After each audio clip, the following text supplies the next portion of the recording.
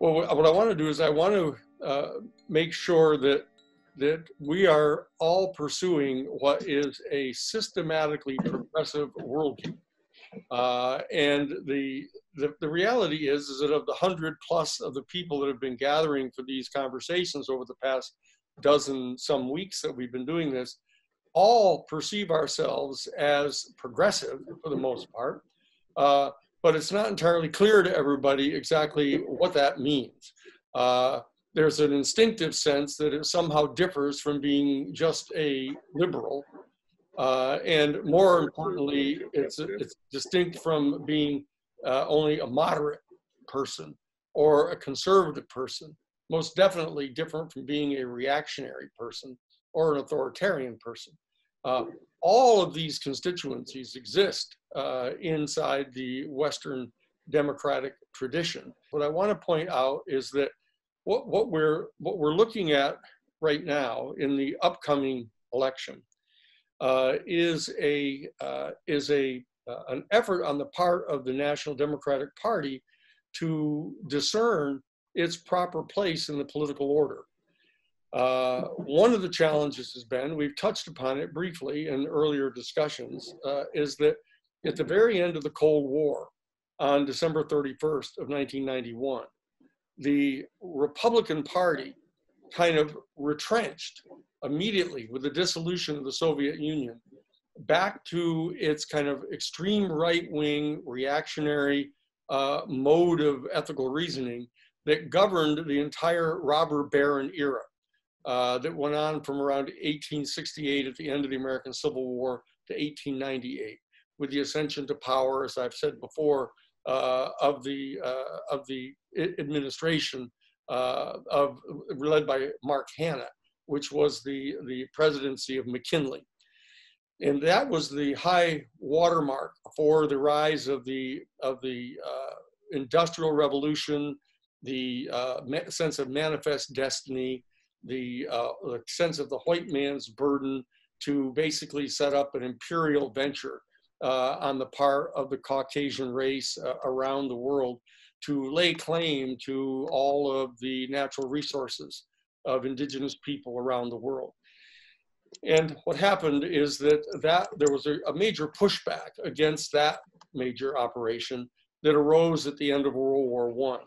With the creation of the socialist republics of the Soviet Union. The National Republican Party in the United States, virtually immediately upon the signing of the release of all of the socialist republics in the Soviet Union, retrenched back to their ideology of the robber baron era.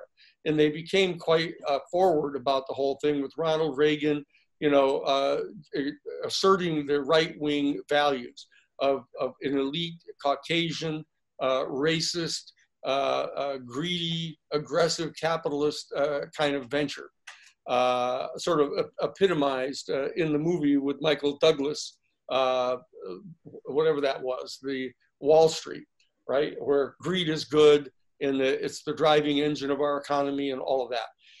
What happened is that the Democratic Party, in response to that regression on the part of the Republican Party, way over to the reactionary end of the political spectrum on the far right, what the National Democratic Party did under the kind of initiation of Richard Gebhardt of Indiana in the House of Representatives, organized a thing called the Democratic Leadership Conference. And the Democratic Leadership Conference began to promulgate a whole set of right of center values, saying, look, the Republican Party has regressed so far to the right that there's no great advantage to the Democratic Party of remaining to the left of the center of the political spectrum. So let's move to the right of center and become a new, much more moderate Democratic Party. And you got candidates like Bill Clinton, Hillary Clinton, Al Gore, Gebhardt, and those people who basically were attempting to disassemble what they kept referring to as kind of the FDR New Deal movement in the country. That's what's happened to the Democratic Party. And the administrations of the Democratic Party since 1991, those that have come into power, have been these middle marginalist, more moderate Democratic parties, administrations. And that includes the Obama administration, as I've made clear earlier, despite all of the kind of liberal and progressive sounding rhetoric of the Obama administration, most of their policies were fairly moderate. And Joe Biden was drawn into that particular administration of Obama and began to take on the defense and active promulgation of actually fairly moderate views. And the reality is that when the Biden, now Kamala Harris, I told you so, administration actually begins to formulate its policies, you're going to see that there's an attempt, as I've said so many times, to quote, get back to normal. And by getting back to normal, they mean returning to basically the same policies that were in the Obama-Biden administration. They want to reestablish all of the executive orders that have to do with protecting the environment. They want to put in the protective orders that protect, Black civil rights, women's rights, et cetera, to the extent to which they had done that in the Obama administration.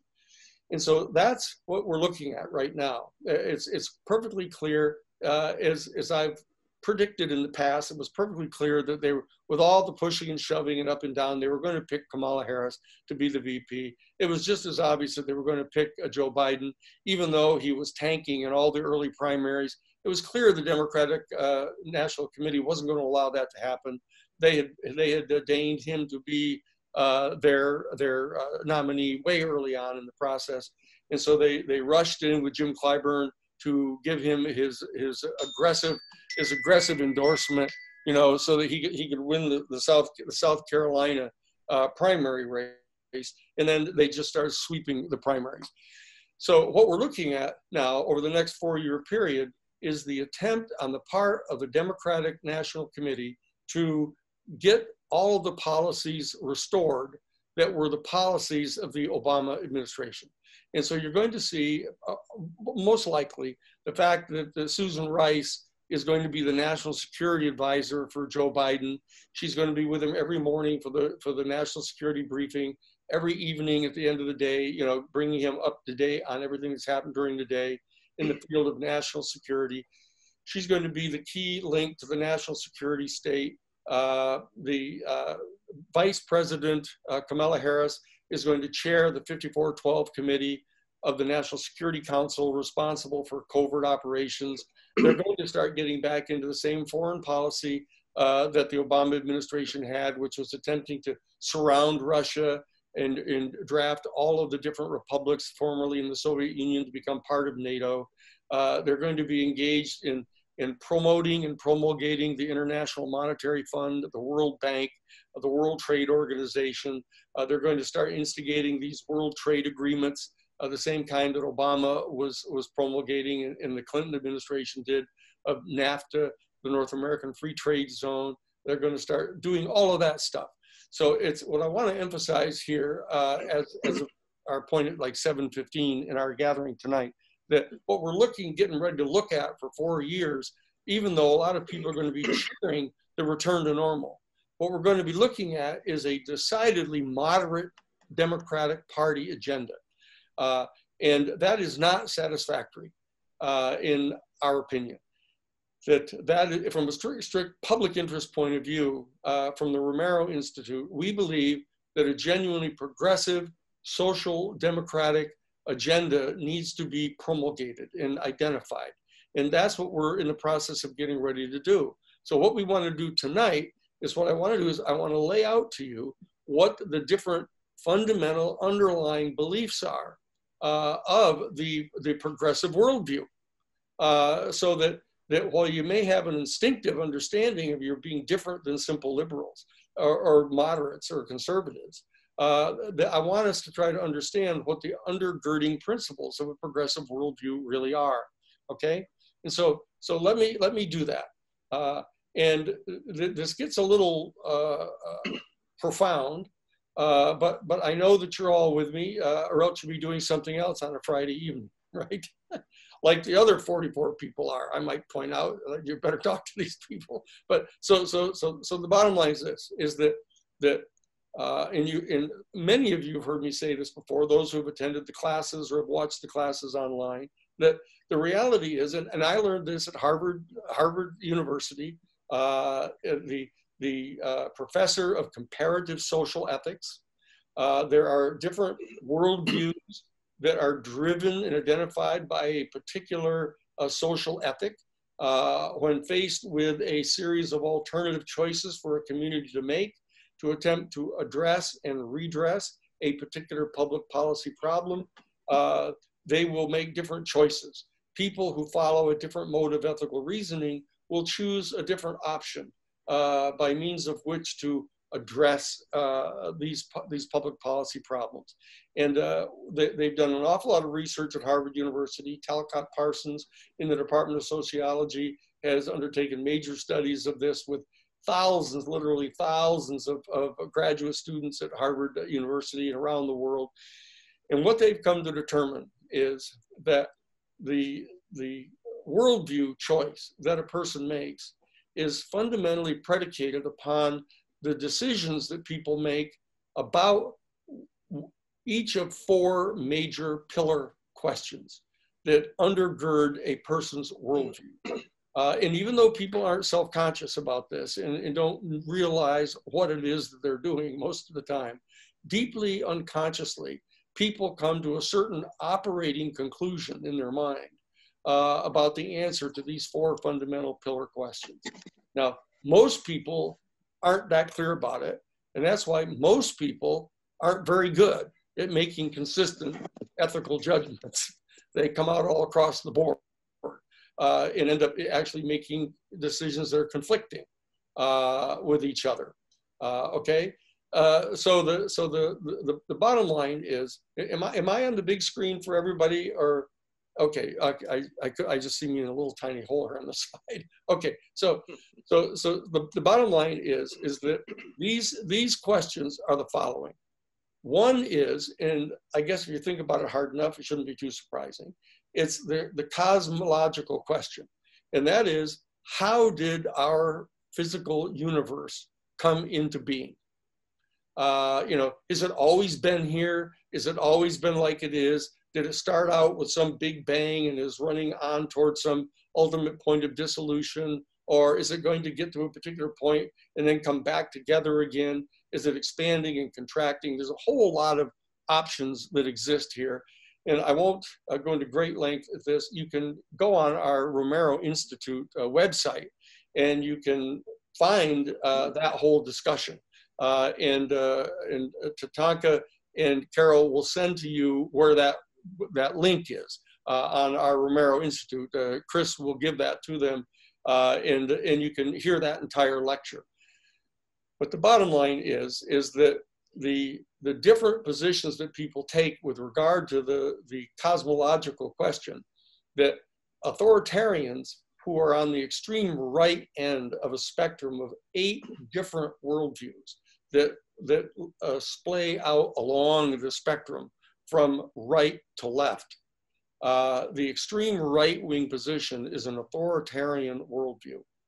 And the adherents to an authoritarian worldview believe that our physical universe began with a big bang and it's expanding out and away from the locus of the big bang, and all of the elements in the universe that are all on the periodic table are each and every one of them disintegrating. They're disintegrating into their lesser constituent elements. And at the same time, the universe is expanding out and away from each other, out into nothingness, actually, is their position, is that every single element in the universe is going to ultimately disintegrate into its lowest constituent elements of hydrogen, and then those are going to disintegrate into their lesser components. Each atom of hydrogen is going to disintegrate into its electrons and neutrons and protons, and they're all going to disintegrate into leptons and muons and mesons and etc. Until they all ultimately disintegrate down into inchoate quantum fields.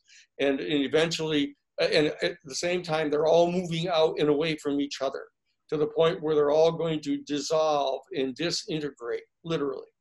into no thingness. And that is the cosmological worldview. That's how the universe began. That's how it's going to end. And therefore, they have what you might call a fairly pessimistic worldview. They don't think that there's any ultimate positive resolution of this entire operation going on. And so that they believe they have a mode of ethical reasoning, which is the pursuit of immediate, short-term physical gratification. And they're attempting to lay their hands on as much power as possible, as much material goods as they can get a hold of, a much short-term physical stimulation in sexual and physical gratification as they can manage in their life. And that's all there is to it, okay? And that whole answer they provide to the cosmological question of how does the universe begin and what is its ending point, this cosmological question is answered by them in that way. The reactionary worldview, which is one step away from the extreme right end of the spectrum, the reactionary worldview believes that the same process is going on, but they believe that ultimately it will get to a point where, at the point where every single element in the universe has disintegrated into its constituent inchoate quantum fields, the point is that when they get to that spot, the impetus that was imposed upon them by the Big Bang will ultimately expire, and that the bonded attraction that every single ultimately irreducible integer of matter in the entire physical universe has one for another will tend to start drawing them back together again. And they will all start to reintegrate, and they will reintegrate into quarks and neutrinos and mesons and protons and neutrons, etc.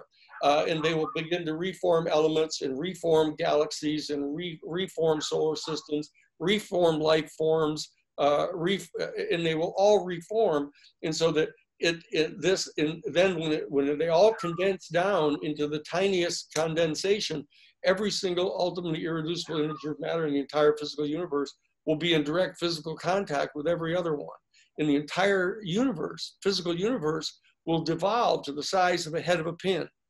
And every single inchoate quantum field in the physical universe is there contained in that.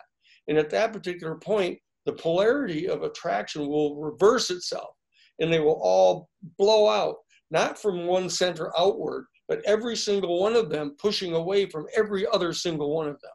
And that you will then begin to get another great big bang, and it will begin to expand out into the universe, and it will condense into clouds and into galaxies, and then into solar systems and planets and life forms, etc.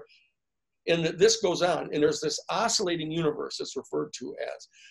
This is the answer to both the cosmological question and the secondary question of the what they call teleology. The teleological question is, what is the process of the unfolding of our universe? Is there some pathway that's discernible? Is there some sort of progression that's actually underway in the universe so that people can determine where we're going or what our future looks like? And so that the adherents to the second paradigm worldview, this reactionary worldview, believe that there's an oscillating cosmos, and that expands and contracts and expands and contracts, and that within each expansion and each contraction, there is a period where life actually gets generated, conscious, sentient life gets concentrated. That's the third of the four pillar questions, which is what is referred to as the ontological question. And the ontological question is how is it that certain combinations of mass and energy come together in a certain way that actually evolves a consciousness of that entity as being separate and distinct from the rest of the universe? How does a single cell organism, for example, begin to perceive itself or experience itself as separate and apart, so that a multicellular combination of mass and energy can actually motivate itself to move around, to try to find food, etc.? that it's become a certain entity. There's a certain process of entification, if you will, where entities begin to form. And these, of course, include atoms and electrons and other entities that form out of the mass and energy that is existent in the universe. Okay, so this is this process, and I don't want to get too far afield in this, but this is the second paradigm worldview. This is the answer to the cosmological question of what's going on cosmically, and the teleological question as to, you know, what is the teleology, or the progression and unfolding of our universe? What does it look like? Okay, and the problem with the second paradigm worldview is that they believe that this is completely mechanical, that this oscillation process is completely mechanical, and that therefore the only thing that you can do as a sentient individual human being, if you recognize that that process is going on, they have a dialectical worldview, that everything is mass or energy, or black and white, yin and yang, male and female energy. That what they do is they instinctively discern a dialectical dynamic going on in the universe. And in order to lend meaning to their universe, they don't believe that they're just bound to be driven by something they don't know what's going on. They can get onto one side or another of an operation. And so this is the classic manifestation of Margaret Mead. Margaret Mead, when she went to I think it was the Fiji Islands, or one of the island groups way out in the Pacific, and actually discovered a totally isolated primitive tribe of human beings that had never been contacted by the outside civilization at all. They'd been there for millions of years, literally millions of years, and they never had any contact with the outside world. What she discovered is that this tribe had divided itself into two separate tribes for some reason, and they receded to the hillsides on the opposite sides of this valley, and they observed this from the top of a mountaintop through telescopes and stuff, of watching them over years sociologically. And they discovered that this tribe of people, that their hunting parties would go down onto the floor of the valley, and they would hunt down there until two hunting parties, one from each of the different tribes on the other side of the valley, would encounter each other, and they would fight over the hunting grounds until one person had been killed. And the instant that one person had been killed, they would stop, and they would both withdraw. And the side of the tribe whose person had been killed would fall into this huge lamenting ceremony. They would throw ashes on themselves, and they would whine and cry, and they'd carry the body around, and then they would burn the body and have this huge dirgy ceremony, you know. And on the other side of the valley, the ones that had won would engage in this jubilant celebration, and they would get intoxicated on some kind of a liquor that they built out of plants, and they would have sexual orgies, and they would dance and go crazy all night long celebrating this event. And Margaret Mead's people watched this going on over a long period of time, and realized ultimately that they were taking turns. They were actually taking turns, you know, having one person get killed on one side, and then the next time another person get killed, and they were taking turns. That they had somehow, the tribe had not only divided itself into half, but that they had ended up setting up this kind of process of celebrating their differences in some fundamental way, and that they derived their sense of value and meaning in confrontation and conflict with each other. And this is a microcosm of this worldview, this bipolar dialectical worldview, where meaning is actually discerned from either vanquishing or being vanquished in a dialectical contest. You can see this going on in our Western culture now with football games. You're trained all the way from junior high school in even midget football, you know, and young girls and girl soccer teams against each other, you know, and there's the red team and the blue team, and they have basketball teams and baseball teams. And you end up hating your next door neighbors because you compete with them all the time. And the boys aren't allowed to go out with the cheerleaders from the other town, and all of this stuff happens. This is the second paradigm worldview, and that it is governed by this cosmological belief of the oscillating universe and this teleological belief of the perpetuation of this oscillation but the bottom line is that you can go from right to left all across the political spectrum, all across the spectrum of worldviews, but you'll get ultimately to, there's 8 different worldviews.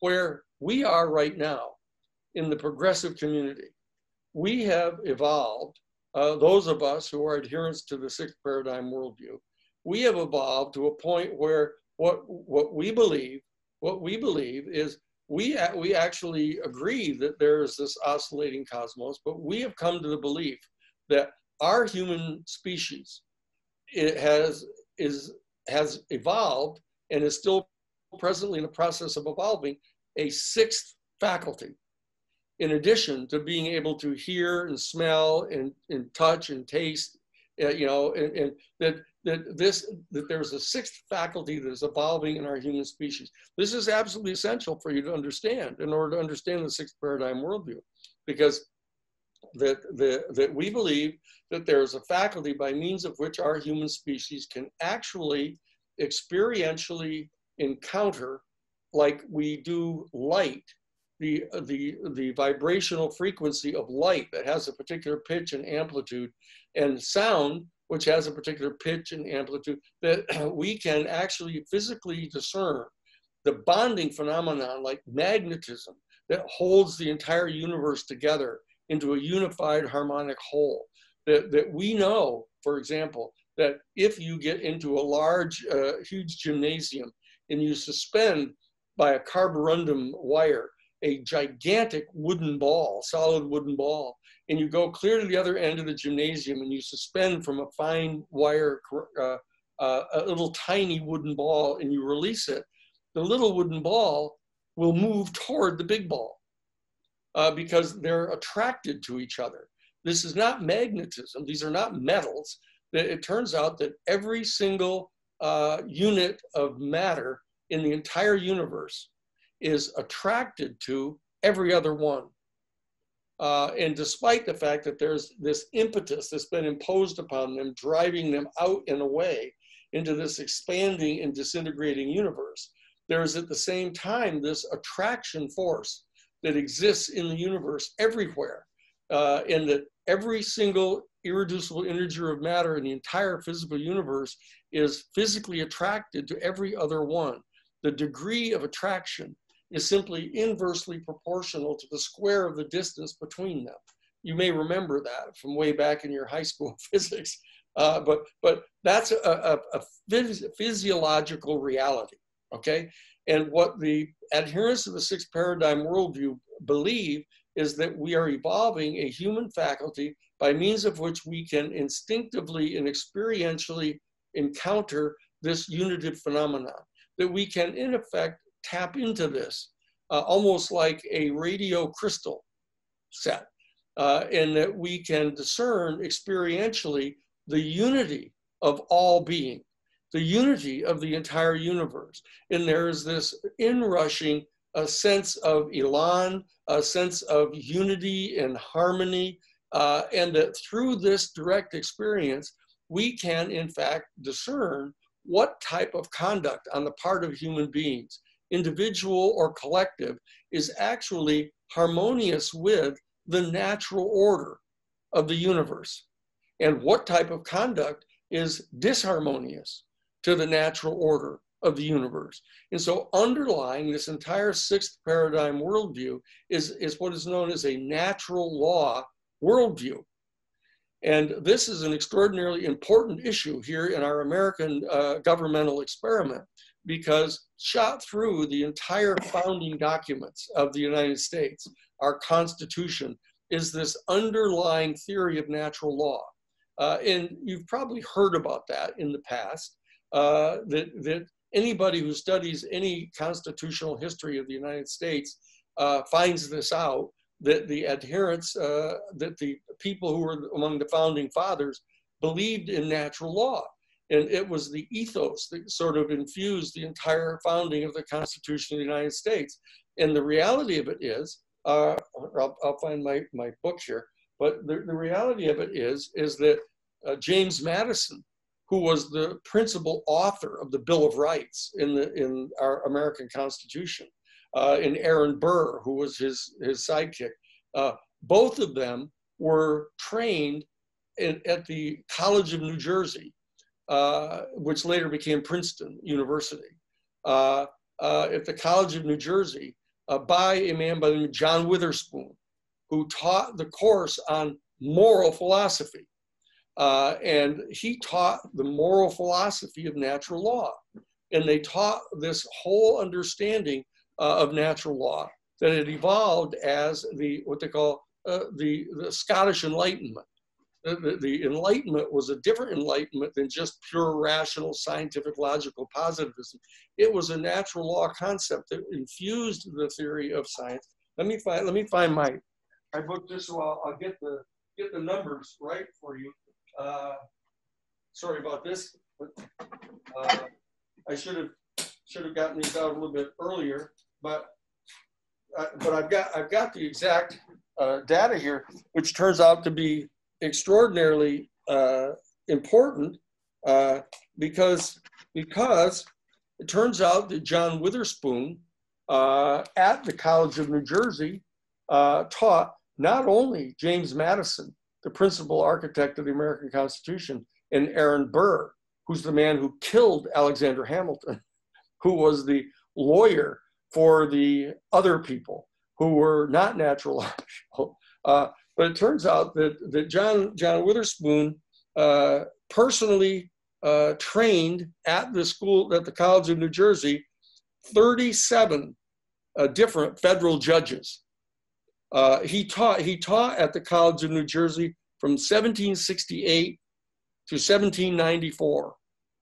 Okay, now the American Constitution was drafted in 1789, and the Bill of Rights was put in 1791.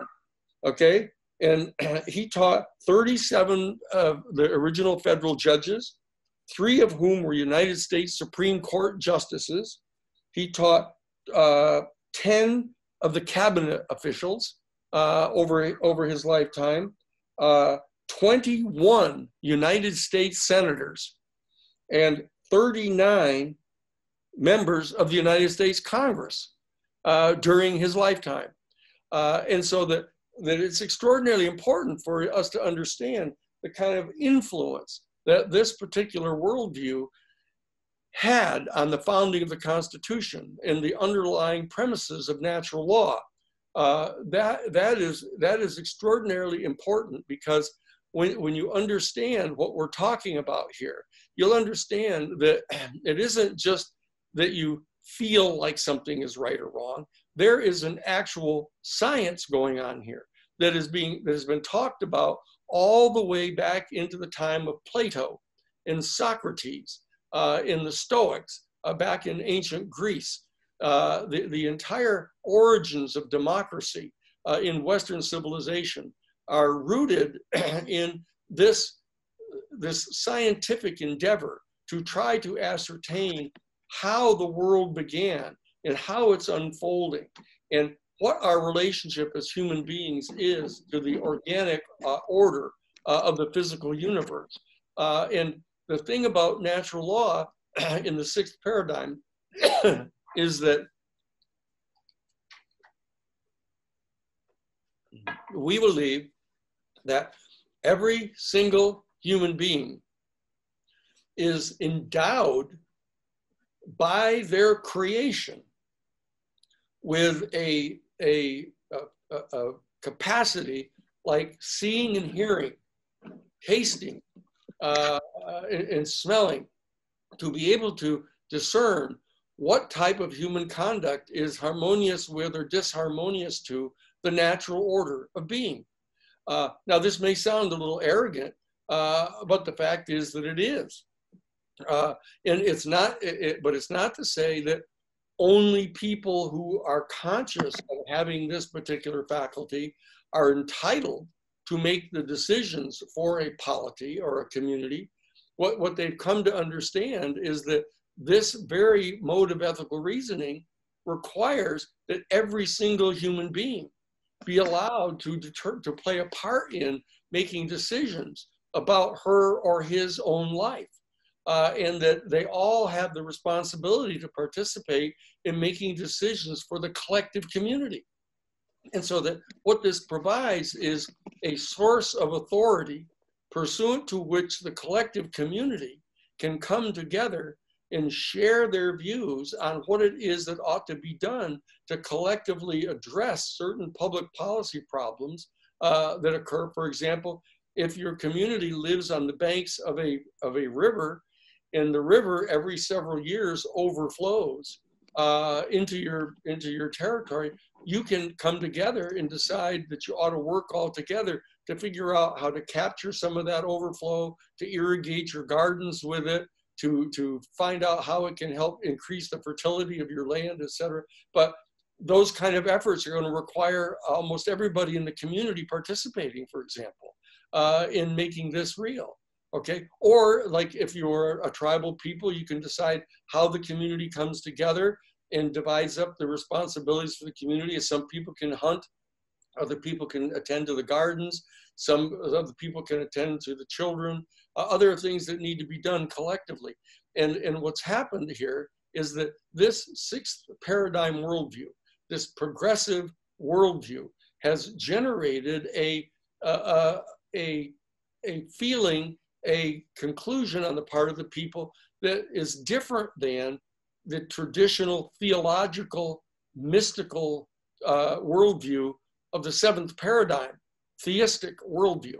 This radical monist worldview, as it's referred to as the sixth paradigm worldview, is in fact constitutionally acceptable because it's not a theistic worldview that somehow violates the First Amendment, that has you saying, oh, I believe that exterior to the entire sum total of all the mass and energy in the entire physical universe, there abides out beyond the perimeters of our physical universe an infinite and eternal sea of undifferentiated consciousness that actually is the seat of all judgment and authority, in that somehow you have a direct link to that particular infinite and eternal sea of consciousness, and that you're making decisions based on theology and postulates about your belief with regard to the infinite and eternal sea of undifferentiated consciousness. Now, that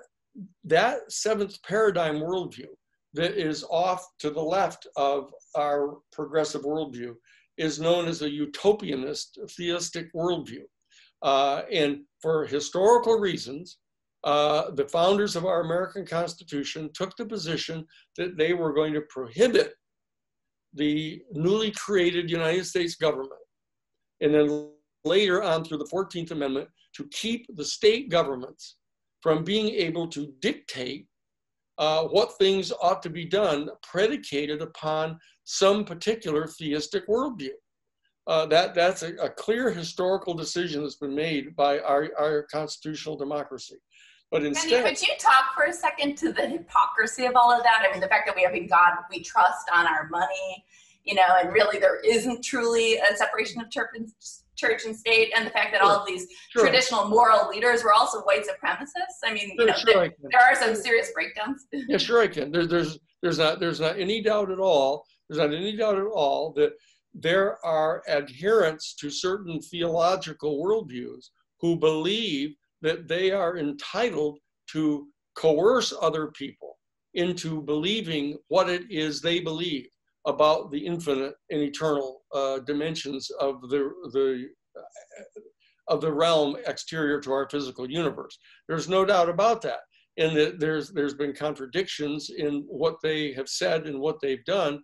But what you see happening now over the past 75 years, you actually are finding people taking the positions that say, look, it's clear that the First Amendment prohibits certain type of conduct that you can't do. And so that they've been getting better now in stopping that type of intrusion into the democratic process of people who are declaring that there are theological sources of authority that authorize them to impose their view on the majority of people.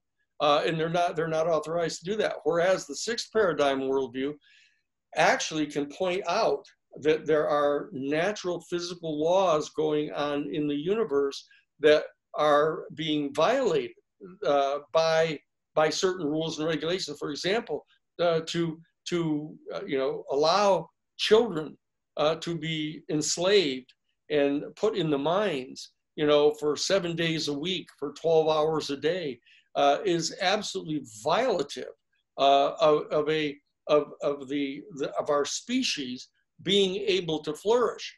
It sets up a different system where only a tiny elite of 1% can live and have yachts and mansions and limousines and all of that, whereas these poor people are being forced to work in the mines from the time that they're 7 years old. That we can point out that that is violative of a flourishing human species, and that there are much more scientific arguments and practical logical arguments that are available to us inside the perimeters of our physical universe that can be looked at and tested and shown to be true scientifically, logically, philosophically, can show that there's an argument that can be made in support of a particular policy position that does not require them to assert that somehow there's some sort of a theistic being in the sky that tells you what to do. And so that there's a greater embracing and endorsement of a democratic process. Okay, so that there's tons of things written on all of this, but the bottom line is, what I'm saying is that it's important to understand that the sixth paradigm worldview is as far to the left along a political spectrum as one can get, and still stay within the constitutional confines of our founding documents of our country. And that if in fact we agree with those founding principles, this is where you sort of gravitate to. Now, that doesn't mean that everybody has to embrace a progressive worldview. People are certainly entitled to have a reactionary worldview if they want to, or a moderate worldview, or a simply liberal worldview. The liberal people who adhere to a liberal worldview suspect that what we're saying may be true, but they aren't certain about it. And so they'll give it some consideration. They'll give it some consideration, but it doesn't become a central factor in their mode of ethical reasoning. That you have to have conduct that is harmonious with the natural laws of the universe, that flourish, that cause our human family to be able to flourish. That this is a liberal worldview. Well, I won't go on too much more, but the liberal world, if you want to see an absolute paradigmatic example of the liberal worldview, you should read Zbigniew Brzezinski's monograph, which is called, it's called Out of Control, the Threat of Global Chaos on the Eve of the 21st Century. He wrote this in 1993, right after the end of the Cold War, in December 31st of 1991. And in 1992, when the extreme right wing of the Republican Party came forward and set forth the 1992 United States Defense Department Policy Planning Guidance document that advocated establishing full spectrum dominance over the entire world, Zbigniew Brzezinski countered with this particular monograph. And it is the paradigmatic articulation of the liberal worldview, if you want to get a look at that. And what you'll do is you'll read it and you'll say, wow, it sounds kind of okay, sounds better than reactionaries, but it's got this underlying tone of believing that capitalism, or as he puts it in that monograph, the pursuit of permissive cornucopia. ought to be endorsed as one of the major engines of our entire culture and our mode of ethical reasoning. But he says, at the same time you're pursuing permissive cornucopia, you should, in fact, strike a better balance. You should strike a better balance between your pursuit of permissive cornucopia and your effort to more effectively address the major fundamental problems, public policy problems of our planet, which include the maldistribution of wealth on the planet, the ecological threat to our environment, the runaway technology that could, it's AI, the threat of artificial intelligence, and the massive development of more and more complex weapons. And the fourth one that he points out is genetic engineering. He just believes that those four major planetary problems ought to be more effectively addressed. And therefore he calls upon the political, economic, and cultural leaders of Western civilization to voluntarily comport their conduct in a way that more effectively addresses these fundamental policy problems on our planet while they're pursuing permissive cornucopia. Now, it doesn't propose solving these problems. It proposes more effectively addressing them, okay? And it doesn't propose that we do not adopt as one of our fundamental motivations the pursuit of permissive cornucopia. You know, that's a classic articulation of the liberal worldview, whereas the progressive worldview would insist that people restrain themselves from this pursuit of permissive cornucopia, that you want to make sure that everybody in the world has adequate resources to live a decent life. And that rather than just undertaking steps to more effectively address these four major problems, that you actually solve them, you know, for a change of pace. And so that one of these is the ecological threat to the entire planet that even the liberals recognize, okay? And they recognize the maldistribution of wealth as a problem. And so they will propose things like a graduated income tax. They will propose health services of some kind, Social Security, you know, unemployment insurance. They'll provide some of these things, but they don't solve the problem. They don't solve the problem. They just try to more effectively address it while they're basically being distracted, endorsing national capitalism, you know, nation state driven capitalism, and now transnational corporate capitalism in the form of the International Monetary Fund, the World Bank, the World Trade Organization, and corporate devouring of our planet, you know? And then they're kind of surprised when they turn around and look that the corporations are out of control, you know? And so they don't quite know what to do. They're sort of like Neville Chamberlain.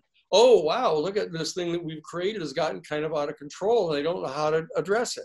So what I'm saying is that the moderates, however, that are in charge of the Democratic Party at the present time aren't even liberal anymore. You know, they're very, very moderate. And therefore they are way overbalanced in supporting capitalism. And that's why they'll go out and find people to be their economic advisors who are part of Goldman Sachs, you know, and that they'll take people from Brown Brothers Harriman to come in and advise them on their things. And so if in fact Joe Biden does in fact select Elizabeth Warren to be his Secretary of the Treasury, that would be a very important sign that he's trying to establish some sort of a coalition government.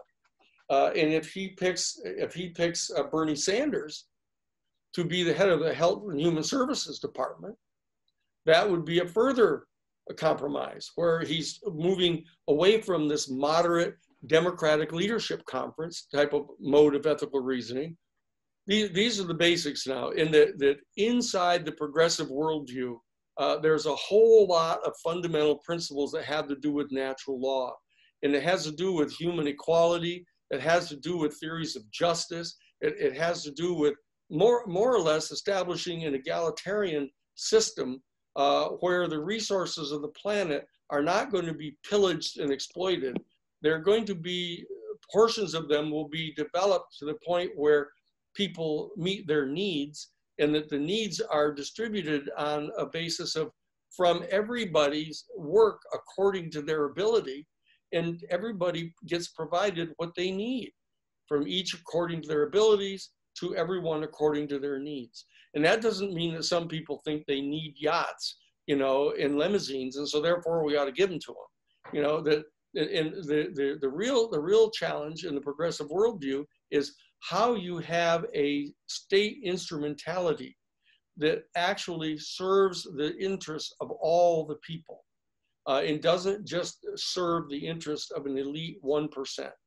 Okay, and that's a fundamental premise of the progressive worldview, and that's what we're going to be talking about throughout the times now in formulating in formulating the public policies that we would be proposing be adopted, not because we believe that the Biden administration, who are inherent moderates, are going to believe it or adopt it. The only reason they're going to adopt any of our policies is because they think someone else is going to replace them if they don't.